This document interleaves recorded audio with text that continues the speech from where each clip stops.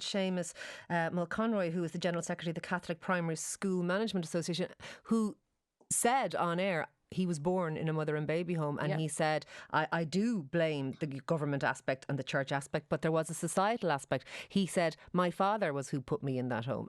And so are we not trying to absolve ourselves to some extent of our own culpability? And it's nice and tidy to suggest that it's all down to church and state, but many families did let their daughters down badly. Look, there is no doubt that society let women and girls down very badly. And in some respects, you can still look to Irish society and still raise areas where women and girls and children and the poor are still failed badly. But I'm making a slightly different point here, and it's this. Ultimately, we rely on the state, on the law to protect our rights as citizens. So there's huge criticism for the churches, the Catholic churches, the Protestant denominations, and correctly so. And they, by the way, need to carry their weight and carry their load in terms of redress and recompense. And all of that is absolutely correct. Criticism for Irish social norms and standards, absolutely. But ultimately, it is not any private organisation or society generally which is charged with protecting people's most basic human rights. That falls to the state. I do accept that. Do you accept the findings in the report?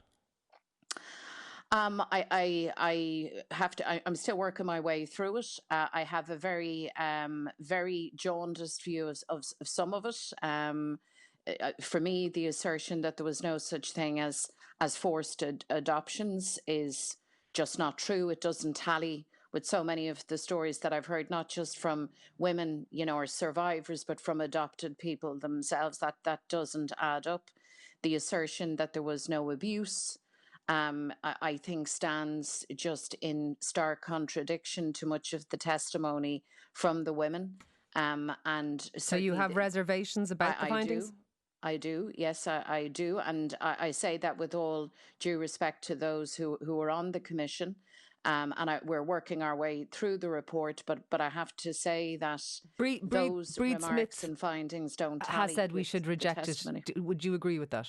Pardon me? Sorry, Deputy Breed Smith says we should reject the findings within the report. Would you agree with that?